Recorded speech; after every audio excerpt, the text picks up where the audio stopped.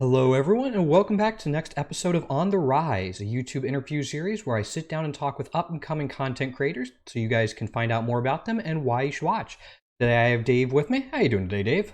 I'm doing great. Thanks for having me. First and foremost, thanks for having me here. This is a pretty cool, exciting opportunity. I'm happy to be here. Yeah, glad to have you, man. This has been one I've been excited for since I asked you, and even before then. So why don't you go ahead and introduce yourself? So I'm Pilot Dave. I'll do the thing I do when people raid me, right? I'm Pilot Dave. I'm a pilot. I'm a streamer. I'm your best friend now, so get used to it. So, I've been flying for a long time. So, if people come and ask me, "Are you a real pilot?" Yeah, I'm a real pilot. I don't fly commercially. I don't fly like the airlines, whatever. But I'm a real pilot. Been flying since I was 16 years old. Wow. And believe it or not, the Dave part, because my name's David. So, those two kind of go hand in hand, right? Yeah, there's not So, doesn't seem to be a huge background story on how you got your name. right? That kind of makes Yeah, sense. yeah. It's a very brief origin story, but there it is. Origin story nonetheless. Indeed. Why don't we go ahead? What do you do on Twitch? What do you do elsewhere? So on Twitch, I stream mostly like roguelike style games. I've gravitated a lot toward those lately in the recent years. So like Slay the Spire is how I got my start. I love Slay the Spire. It's like one of my favorite games. I've got almost 1,000 hours in it now, just on Steam. I played it off Steam before that, so I don't know how many hours I actually have in that game. And I play RIMWORLD, Enter the Gungeon. I'm not good at, but I actually thoroughly enjoy it. Anything sort of rogue-like or rogue-lite, I typically enjoy. I like the replayability of those kind of games. So I enjoy bringing that sort of enthusiasm for those kind of games into my stream. That's what I like playing. And I'll play other stuff too, FPS games, survival games. I really, really enjoy survival games. But typically I play those with a friend or a partner or chat or whatever. I don't like solo survival games. I like the sort of teamwork aspect. So that's kind of what I like doing as far as video games go. Okay. So if we look back to younger Dave, is there something that got you started? Like, is there a particular game or particular memory you first had that, hey, I really like gaming, or I really like this genre of games? Do you have something like that? Oh, sweet young Dave. What a time passed. So sweet young Dave. One of my first memories, I think, is trying to land the plane, the F-14, on the aircraft carrier in Top Gun on the original NES. That was like one of my first. I was thinking about it. What's my first gaming memory? It's that, trying to land that damn plane on the aircraft carrier. I never did, by the way. If you're curious, I never did land it. But my cousin had a regular Nintendo. My cousin's a little older than I. Had a regular Nintendo. Said, "Hey, you want to play?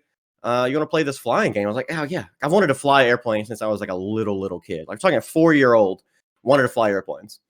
So of course I wanted to play a flying game. So I played that Top Gun game. Never landed the aircraft. Playing Double Dragon with my cousin. Like all these NES games. Those are my memories. But my first personal console, my granddad, believe it or not, actually gave me my first console. That was his. He bought a Super Nintendo to play for himself. Ended up realizing he didn't like video games and just gave me his Super Nintendo. So I played, and a Sega Genesis too. He had both. So Super Nintendo was first, and then later on he gave me the Sega Genesis. So I was playing like Street Fighter 2 and Mortal Kombat on on Sega Genesis. Super Mario, all that stuff, all that kind of stuff was like my early formative video games, like platformers and that heyday of those kind of games was sort of my origin. And then moving a little bit forward, like where I truly have like serious memories of video gaming, like my formative video games, I guess maybe, I don't know, was for the PS1. And actually, let me back up for a second. Okay. So I grew up relatively poor. I mean, my mom did what she could. We always got what we wanted, maybe not when we wanted it, but my mom did her absolute best. And I honestly can't believe it, how well me and my brother were off. And she was a single parent. My dad passed when I was young. I was 8, my brother was 4. So, single income, single parent, raising 2 boys, and still found a way to get us the things we wanted. So, of course, the things I wanted were video games. And video games have been and always will be expensive. So, mom comes to me, "Hey, what do you want for your birthday?" And I said, "I want a Sega Dreamcast." Because Sega has been around for a long time. and Sony hasn't. So of course I went with the tried and true Sega, right? Sega. Oh yeah, Sega. So I got a Dreamcast. Well, we know how that story went. And then eventually I got a PS1. And then I didn't have a memory card for the PS1. Because, you know, you needed memory cards back then. Didn't have one. So me and my brother would play Banjo and Kazooie, the first couple of levels, over and over and over and over and over, because we didn't have a memory card. We couldn't save it. Or Crash Bandicoot. Not Banjo. I said Banjo Kazooie. I said Banjo Kazooie. That's N64. That's a whole different story. Crash Bandicoot is what I meant. Jeez, Dave, come on, buddy. Come on. Crash Bandicoot. Over and over and over and over and over and over again. And eventually we got a memory card. So I was playing like, you know, Metal Gear Solid, the original Metal Gear Solid, you know, all those kind of games is really where a lot of my favorite memories are from, is the PS1 days. Tons of amazing games that would take forever to go through. So I think I pretty much covered like Dave's gaming history. All right, now we try to avoid being arrested by these gentlemen back here waiting on us. These aren't just your regular ramp workers. These are actually undercover Australian FBI agents. Whatever the hell you guys call your version of the FBI. They're waiting for me. Look at him. Look at him trying to not be suspicious. What is this guy doing? Trying to not be suspicious. Dude, I know you're coming to arrest me as soon as I open this fucking door, dude. I did some crazy shit out there. I know I did some crazy shit out there. You ain't gotta tell me. So much so that I love PC gaming that I actually, when I was in Pensacola for MOS school, I was a Marine, by the way, in case you guys didn't know that. Now you do. I was a U.S. Marine, 5 years. We can talk about that a little bit later. Sure. Yeah. But I was in Pensacola for my A school, my first MOS school. I called my mom, like, hey, send me my PC so I can play video games. And she did. She boxed up this big old CRT monitor, this heavy monster of a tower, all of it. Send it to me. Boom. Got it. I put it in my wall locker. So, you know, I had an armoire type situation. Slammed it in there and played games out of my wall locker, pretty much. Like, I'm a nerd, man. I'm a nerd. I'm gonna play my games. Hey, if you can fit it in, go for it. Yeah. So that's yeah, I've been playing games forever, man. Playing games forever. And I'll stop playing games when either I literally can't see anymore or I can't manipulate the controls anymore, whether it be a mouse, keyboard, or a controller. Yeah, I hear you on that. Okay, so I'm guessing you started streaming after you retired or left the military? Well, I didn't retire, so there's a Okay. distinction. And Yeah, I you wasn't don't know sure it. of the right terminology. So No, it's no big deal. So retiring is like doing your 20 years plus, right? That's Okay. retiring. I did what's called EAS, which is end of active service, or just colloquially known as just getting out. I got out. Okay. I got out after 5 years. That's not a 5-year active duty contract. It's not a year of MOS school for what job I did. MOS is military occupational specialty. Okay. So the job that I had required almost like 1 year of school. So you signed an active duty contract for 5 years instead of the normal 4. That's what I did. Yeah. So when I got out, I went to school, got jobs and all this stuff. We ended up moving to Las Vegas, Nevada, and my wife got a good job out here, so I moved out here, and I started streaming. Believe it or not, because of the pandemic, wasn't really any work out here. Casino business is like, if you don't already have a job coming out here, it's a bad idea. Okay. But my wife had a job, so whatever. Finding work out here in Nevada, or in Las Vegas specifically, is a little tough. You think it would be so bad for a major metropolitan city, but a lot of the work comes from the casino industry, whether it be service work or dealers, all that stuff. That's a whole school you got to go through. Anyway, so casino shut down, which means a lot of the restaurants shut down, which means all this chain reaction of things shutting down. So there's any jobs to have. I love video games. I'm playing these games anyway, and I've been told. Some of my friends, online friends and real life friends, like, hey, Dave, you should try streaming. I think you'd be good at it. And I was like, nah, there's no way I'd be good at it, Because I'm thinking Shroud, I'm thinking Summit, I'm thinking these big Escape from Tarkov streamers I like watching. Okay. I'm an Escape from Tarkov fan as well. So like Anton and Pestily and all Deadly Slob, all these guys, they're big. They're big streamers. I think that's what streaming is. And I was like, nah, no way, And then eventually I decided that maybe I'll give it a go, right? I'll give it a go, try out streaming, see how it works. And I think just sort of the approach that I take to streaming kind of lends itself to Twitch and bringing in really cool, like-minded people who just want to hang out and have fun. So, going back to the whole Shroud and Summit thing, like these guys are high-level players, right? I'm not a high-level player. I don't play at a professional high level. That's not me. not a speedrunner. I'm not a pro FPS player. I haven't played Counter-Strike for 20 years, you know, like I'm not that player, but the things I do play, I like learning and improving. Excuse me. I like learning, I like improving, I like getting better at the games I like, but also like having fun at the core of it, right? So I'm all about the shenanigans. If chat has an idea that's just a meme, for the game I'm playing, I'm probably going to do it because it's funny. It's funny for me personally. And if I'm having fun, chat's having fun, the stream's fun, it's a good time. You know, channel memes are real in our channel over. In my opinion, at the end of the day, streaming is entertainment. There's multiple ways to do that, but having fun to me is like the top way to entertain. Yeah, and also let's roll back just for a second. Talking about games and stuff, some of my favorite games. You may notice the flag behind me. It looks very similar to a California flag, California state flag, but actually, it's the new California Republic. It's the NCR flag from Fallout. I love Fallout. Right. So I bought an NCR flag. I was gonna get a Brotherhood of Steel flag, but I ended up, you know, the place I went to buy the flag didn't have Brotherhood of Steel, so I was gonna get both, you know, side by side. But I got the NCR flag back there. I love Fallout. Okay, that's another one of my favorite game series. Okay, it's not a series I've looked at it quite a bit. Not one I've personally played myself, so I don't have a whole lot of insight on that. But I know people who love it. It's a ton of fun. It's a great game series. It's a really, really great game series in my opinion. Of course, because I love it. Of course, I'm biased. Right, just maybe slightly.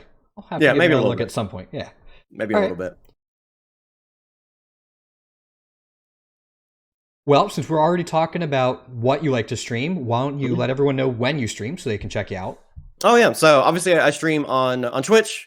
Yep. And I stream right up there for everyone. Somewhere, I don't know where it's. Right above you. Somewhere. Yeah, exactly. I stream on Twitch. I stream Saturday through Wednesday. I take Thursdays and Fridays off right now. Thursdays like my D&D off stream, D&D, just have a good time day. And Fridays are my actual like day off where I get to go do stuff. But I stream, so like I said, I stream Saturday through Wednesday starting at 4 p.m. Pacific, which is 7 Eastern. And I will stream normally for like 6 to 8 hours in that ballpark. You'll see me playing a lot of RIMWORLD lately, which is kind of the new game. It's not a new game, it's new to me. I've got like 400 hours into it. So we've been playing a lot of RIMWORLD lately. You're still going to see Slay the Spire. You're going to see things like Monster Train. There's a lot of games out that's coming out or is already out that's on the docket as well. One thing I'm looking forward to streaming, if you want to come by and see that, is going to be when it comes out, Sons of Forest. It's a survival game. Just look into the forest, see what it's about. It's a survival game. There's mutant monster things. There's crafting. There's survival. There's adventuring and exploring.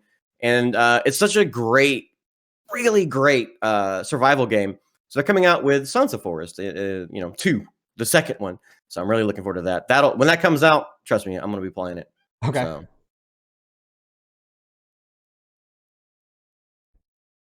All right, so let's back it up a little bit back to RIMWORLD. When I've been watching lately, you've been using something called a Twitch Toolkit to engage with chat?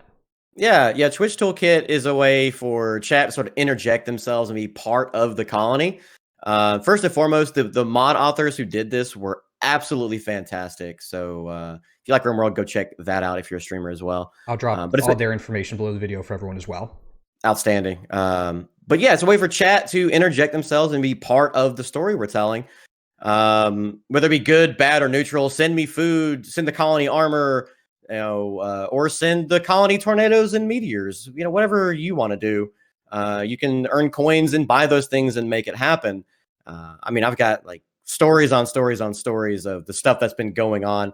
It's a very story-driven game, and we treat it that way, honestly. And we can talk about all the shenanigans if you want to know more about Twitch Toolkit as a whole, or just the shenanigans that have happened. Drop in and we can talk about it because I got hours of stories. All right, sounds like a plan. So yeah, I started streaming in January of 2020. So the height of the lockdown, really, when lockdown was really starting to happen. I was like, hey, I'm playing these games anyway. I've been told maybe I'd be decent at streaming, maybe I'd be good, who knows. So I downloaded OBS, hit that go live button and went for it. And I've been going ever since, 6 days a week. Now it's 5 days a week, taking a little, kind of rolling it back a bit. So January 2020 was when I hit the go live button for the first time. And I got affiliated in March of 2020, early March. I think like March 6th or 8th or something like that. Early March, I got affiliated.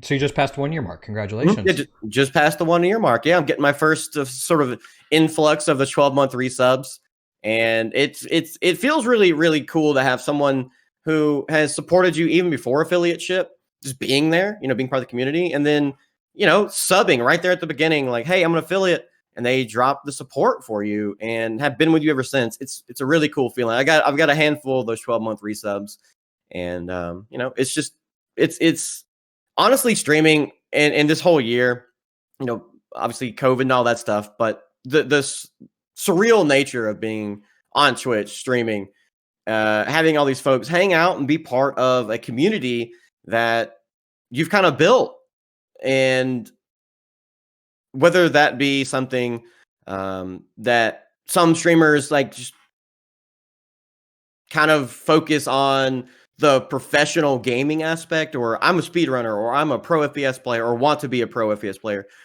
or whether it be something like what we've got going on with just the silliness, the having fun, the entertainment aspect, the personality streamer aspect, right? It's just really cool building that kind of community, and it's a bit surreal, to be honest. It's really neat. I'll put it that way. It's really neat. Awesome. Well, starting in January, being affiliated by March, that's pretty. Like, I've certainly heard of faster growth, but that's still pretty fast overall. Was there anything along the way that you really attribute your growth to, or any moments that stood out that, hey, I'm growing and this could actually be something I could do? Was there anything like that for you? I think so. For those of you who don't know, like sort of the requirements on Twitch to be an affiliate, I'm sure a lot of people do, but for those of you who don't, you need a certain number of average viewership. It's 3 viewers average, which seems like a small number, but it's a non-insignificant number. 3 is kind of tough to get at the very beginning because that's an average over a certain period of time. And if you have people come in for 10 minutes or people stay the whole stream, like all this kind of adds up. So getting that number, that average 3, a lot tougher than you expect.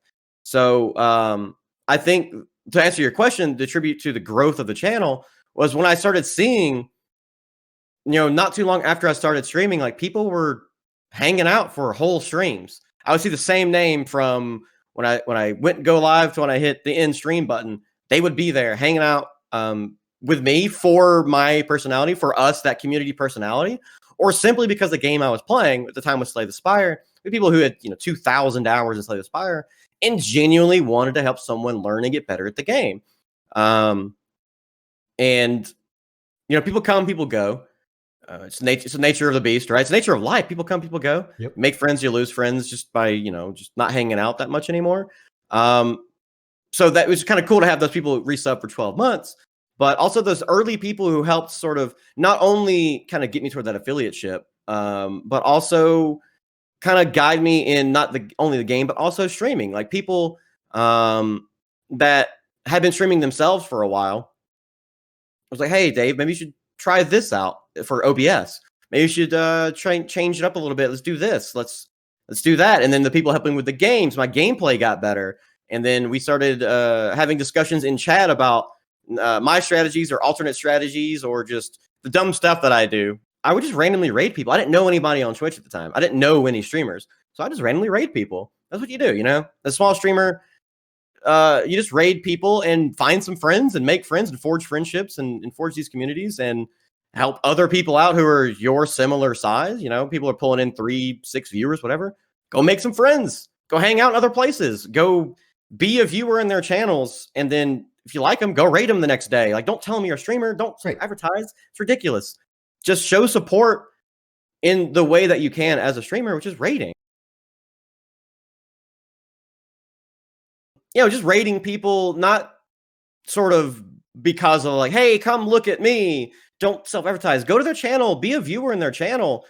Catch their vibe. See what they're like. See if they sort of line up with your ideas, right? What you think is a community you want to share. And then don't self-advertise. That's, first off, it's not cool. Right. Just don't do it. Don't, come check me out. I'm going live in 10 minutes. Please. Don't be that guy. Streamers, any streamers, just don't do it. Go in there, check out their vibe, and support another streamer in the way that we can, right? Find somebody around your side, 3, 6, 8 viewers, whatever, and go show support by sharing community, sending your folks over there to hang out with them. And Okay, look, also another thing for streamers too, don't expect anything in return. They don't owe you anything. They don't owe you a raid back. They don't owe you a follow back. They don't owe you anything. It's about the community building aspect. If you like their community and you want to be part of it and you want to share your community with them, great. Maybe make some friends along the way. I've made several friends by random raids. People who actually didn't even play Slay the Spire as their sort of main game. They were playing it that day. Monozaki is one of them. Monozaki and Luthamir are two people I raided who were just happened to play in Slay the Spire. And we both of those folks, we forged like real friendships. And we've been hanging out with each other ever since. I mean, this is a year ago we did this. And we're still friends. We still hang out in sort of the Twitch sphere, which is a dumb word, but whatever. It's what I thought of at the time. Whatever. Don't judge me. I hadn't heard of a word for it before, so I'll probably adopt that and use it. There you go. Have a Dave shenanigan. There you go. Twitchosphere. There's Twitter sphere and now there's Twitchosphere. I guess so. There's probably a better word. Put it in the comments. What's a better word for that? Maybe one actually exists. I just don't know about it. Yeah, me neither. We invented one. All right, there we go. Now we just have to get it to go viral. Yeah, I think it'll work. Yeah, we got this. Okay.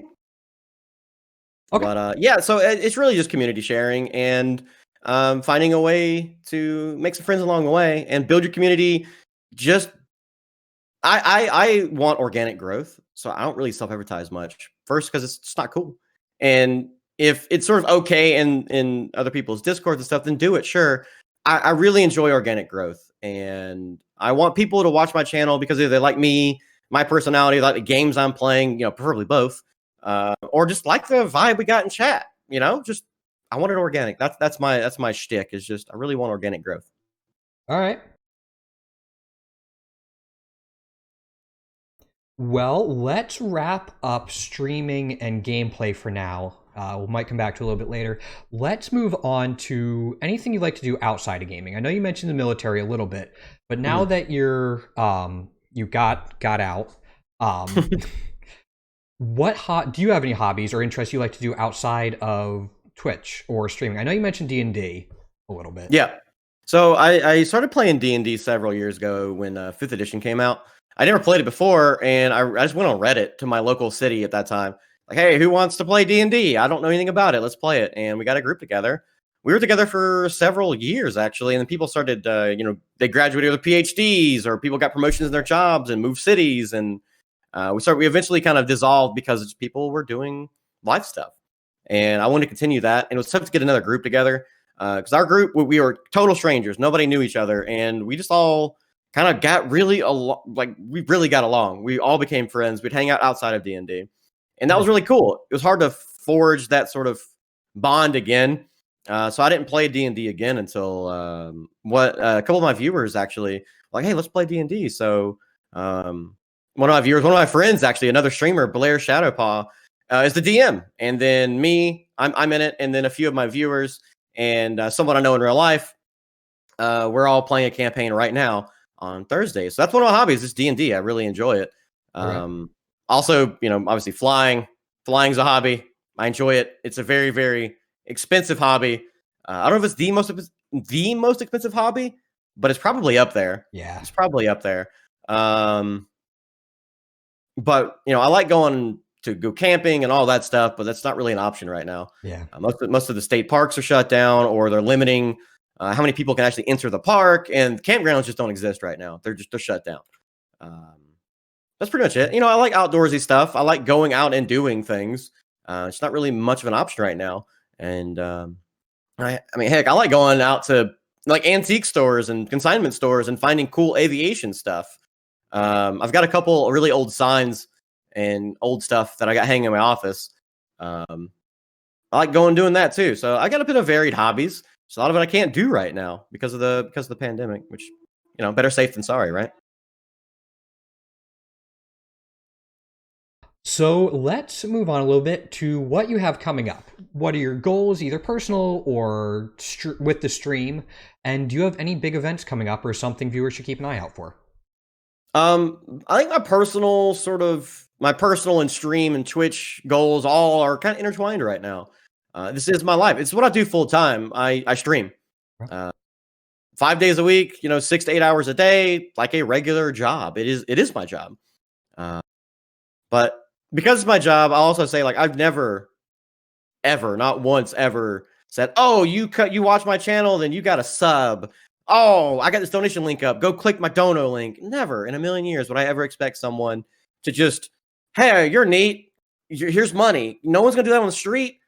No one's gonna walk up to you, "Dave, you're a really cool dude. Here's $5." Like, oh, thanks. Like, I don't expect that. If you want to support me and the channel and the stream and help it grow, there's avenues to do that, but I'm never gonna tell you or demand it or expect it, right? It's all, if you get the entertainment and you want to support the stream through the or because of the entertainment, by all means.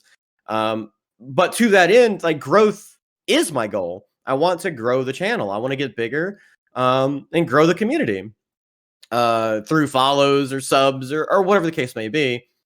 Like, personal and Twitch kind of all line up right now.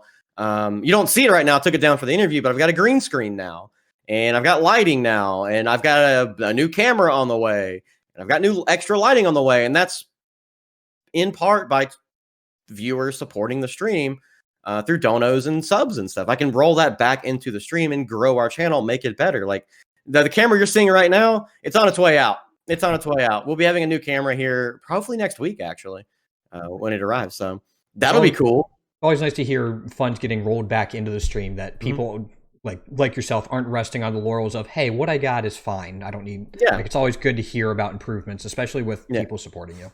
And one thing I do want to mention too is I'll told chat this, and it's completely true. I don't look at my numbers. I don't look at my followers count. I don't look at my sub count. I had a goal up for a sub goal when I was paying attention to it to get the 5th emote slot. I was like, I really wanted that 5th emote. We've been streaming for a long time. I would love to have that 5th emote slot. So I put a sub goal up of like, hey, we can have our 5th emote if we meet the sub goal. And then I took it down a little bit later because the numbers aren't super important to me. I just don't think it's something I want to think about every day. I don't want to think about, oh shoot, I've only got X number of followers. This guy is ahead of me. This streamer's ahead of me. Judging yourself based off the others is a recipe for disaster. Maybe they got a massive raid one day and just 200 people followed, or maybe their production quality is better and their viewers appreciate, or the people coming in appreciates a better production quality. There's so many factors. The games they play, their personality, their stream, their community. It's not your stuff, right? So don't judge yourself based off other people. It's counterproductive. So I don't watch my follower count. I don't watch my sub count. I don't watch. It's hard not to notice your viewer count because it's like always in the corner there. Hard not to notice it, but I try not to let it dictate my actions. If I have 2 people or 80 people, it's not going to change who I am. It's not going to change my content. I'm energetic most of the time. Sometimes I'll tell chat like, hey, I'm not feeling energetic. Maybe we cut it short or just play a more chill game, right? But I'm energetic for the 6 hours that I'm on because it's not only because it's my job, like, oh, I have to be. It's because that's who I am. I want my stream to reflect myself, and I want those in the community to reflect that sort of thing, that thing we built together. So it's that personal and Twitch growth are hand in hand right now. How can I be better? And how can the stream get better without focusing so much on, oh, next month I need this many followers, and whatever that I want this many followers. That's counterproductive. It's not fun. Why would I care? Why would I purposefully sort of put myself in this hole? And it's a trap I've fallen into way in the past, early in the streaming career. 3 months after affiliate ship, I was like, oh my god, I've only got like X number of subs. Yeah. Oh man, like this friend of mine got affiliated around the same time I did, and they've been streaming for around the same time I was streaming. We were playing very different games. We were friends because we shared interests in the games we played, but they were super good at the games they played. And their thing was like how good they were at the stuff they played. They were a great personality. They were a personality streamer too, but they were really good at what they played. So they had a lot more growth than I did. So I worried about it. I thought about it, like, why? And I came to the decision like, this is dumb. Why am I concerning myself with someone else's success and being upset that I'm not as good as they are? That's ridiculous. It's counterproductive. So from that moment on, I decided, who cares? The numbers don't matter. It's the quality over the quantity. The old saying, quality over quantity. That's what it is. That's what I care about. Well, I think that pretty much wraps up the main segment here. So, is there anything else you wanted to tell everyone watching? Any shout outs you want to make or final comments? Yeah, so I think one thing I glossed over that a lot of people are interested in, they'll come in and ask about it, is the pilot thing and the Marine thing, right? So I didn't fly in the military. I wasn't a military pilot. I was enlisted. I was an avionics technician on Hughes and Cobras. So I worked on helicopters, weapon systems, nav systems, the actual like avionics instruments, all that stuff, radios. That's what I did. That's what I did in the Marine Corps. So if anyone's interested in that, that's what I did. 5 years, 2 deployments, 1 to Iraq, 1 to Afghanistan. So feel free to come in and ask about it. You're not gonna hurt my feelings. We'll talk about it. The flying thing, again, I've been flying since I was 16. So to my first flight lesson at 16. Got my driver's license. A couple weeks later, I started flying. Again, I wanted to fly since I was like a little kid. Most of my time is in a Cessna 172. If you guys know what that is, we can look it up. It's a Cessna 172. Different models of the 172, totaling to about 450-ish hours. Got about 40 to 50 hours in a Piper Seminole, which is a twin-engine aircraft. They're all prop planes, and a little bit of time in a Baron 55, which is an older but high-performance twin-engine aircraft. So those are those 2 things that a lot of people come and ask about. So I figured I'd just let you guys know here as well. What was the other question? I've forgotten. I'm sorry. Just if you had any final comments or anything you want to talk about as we're finishing up here. Oh, yeah. So I really do want to shout out the people who are what I consider like my streamer buddies, friends, true friends I've made in that. What do we call it? Twitchosphere? Is that what I call it? Yeah. Yes. The Twitchosphere. We're getting that out there. That's going to be a thing now, I think. But so some of those folks are Monozaki, Luthamir, Fiery Ashes is one. Blair Shadowpaw mentioned earlier is one. And there's so many. Shitamius is also another one. Just friends who I've met through raids or being on someone else's raid, and we hit it off, and we talk about, like, Shitamius has helped me with some audio stuff. Monozaki has helped me with not overlays, but pop-ups, like little things that you can hit a little button or sound commands. Blair Shadowpaw, they helped me sort of structure some of my RIMWORLD knowledge, and Fiery Ashes kind of helped me set this sort of idea of you don't have to be positive all the time. There is a space for negative emotions. I don't want to be a positive vibes only. If you're negative, get out of here. I don't want that. I want supportive vibes. And that's what we have here a lot too, is you can have a bad day. You can have a bad week. You can have these big things going on, and we can talk about it.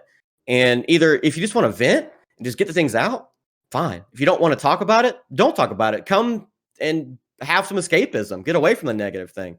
So it's not positive vibes only. It's not positive vibes only, but it is very supportive vibes. And Fiery Ashes really lives by that. And I really like that idea. I've never put it into words like that before. It's what the community was. We've always been that way, but I've never had the words for it. And she said that one day, and I was like, damn, yeah.